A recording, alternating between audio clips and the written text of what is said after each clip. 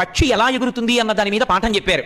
Board మీద పక్షి బొమ్మ వేసి రెక్కలు ఎలా అల్లారుస్తుందో, తోక ఎలా కదిపి తన యొక్క దిశని మార్చుకుంటుందో పాఠం చెప్పారు. నా వంక తిరిగి చూపుడు వేలు చూపించి ఎరా పాఠం అర్థమైందా అని అడిగారు. అడిగితే నాకు అర్థం కాలేదు. నిజాయితీగా లేచి నిలబడి చెప్పాను, గురువుగారు నాకు అర్థం కాలేదన్నాను.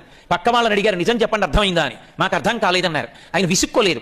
ఒరే ఇవాళ సాయంకాలం అందరూ 6 గంటలకి రామేశ్వరం సముద్రపట్టుడు ఉంటుంది, రండి సముద్రపట్టుడికి అన్నారు. అందరం సముద్రపట్టుడికి వెళ్ళాం. పిల్లలందరినీ కూర్చోపెట్టి కొంగ భూమి మీదకి వాలేటప్పుడు విమానం ఎలా వాలుతుందో చెప్పారు. కొంగ పైకి లేచేటప్పుడు విమానం ఎలా ఎగురుతుందో చెప్పారు. పక్షి ఎగిరేటప్పుడు కాళ్ళు ఎలా ఉంచుతుందో, రెక్కలు ఎలా ఊపుతుందో, ఆకాశంలోకి వెళ్ళిపోయాక నిలబడి వెడుతూ ఎలా తోకతో దిశ మారుస్తుందో చూపించి చెప్పారు. ఆయన చెప్పిన పాఠం నా మనసు మీద ముద్రపడిపోయింది. మరునాడు ఉదయం నేను ఆయన ఇంటికి వెళ్ళాను. ఆయన అప్పుడే ప్రొద్దున లేచి పూజ చేసుకుని పైకి వచ్చారు. ఏం కావాలరా అన్నారు. గురువుగారు నేను ఒకానొక నాడు ఈ దేశంలో అంతరిక్ష నౌకలు విమానాలు నడపాలనుకుంటున్నాను, నేనేం చదువుకోవాలని అడిగాను. ఆయన నా మీద విసుక్కోలేదు.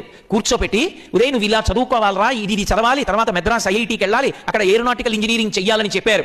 ఆ మహానుభావుడు చెప్పిన పాఠం నా మనసు మీద హత్తుకుని ఇవాళ నేను భారతదేశంలో అంతరిక్ష శాస్త్రంలో ఇంత గొప్ప శాస్త్రవేత్తని కాగలిగానని ఆయనకి మెద్రాస్ ఐఐటిలో ఉండగా పాఠం చెప్పినటువంటి ఒక ప్రొఫెసర్ పేరు గుర్తుపెట్టుకుని ఆయనకి చెన్నై ఐఐటి ఒకనొకప్పుడు డాక్టరేట్ కన్ఫర్ చేస్తే రాష్ట్రపతిగా ఆయన వెతుక్కుంటూ తన క్యాన్వాయ్ తోటి చెన్నైలో ఇరుకు సందుల్లోకి వెళ్ళి తనకి పాఠం చెప్పిన గురువుగారి ఇంటికి వెళ్ళి తలుపు తట్టారు.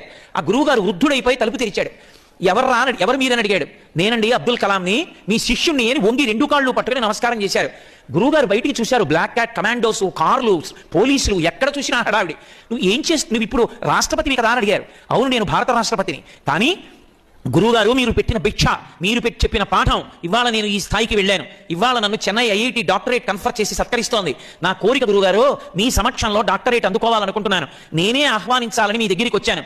దయచేసి ఇవాళ సాయంకాలం రండి, కారు పంపిస్తానని కారు పంపించి తాను వేదిక కింద నించుని గురువుగారికి స్వాగతం పలికి, గురువుగారికి కూడా వేదిక మీద కుర్చీ వేయమని ఆయన్ని తానే చేపట్టుకుని కూర్చోపెట్టి తనకి డాక్టరేట్ కన్ఫర్ చేసే ముందు తన గొప్పతనాన్ని చెప్పి వేదిక మీదకి ఆహ్వానించినప్పుడు ఆయన డాక్టరేట్ అందుకునే ముందు గురువుగారి దగ్గరికి వెళ్ళి బూట్లు విప్పి వంగి ఆయన కాళ్ళు పట్టుకుని నమస్కరిస్తే గురువు గారి కళ్ళ వెంట ఆనంద భాష్పాలు జలజలా కారిపోయి. అది సంస్కారం అంటే.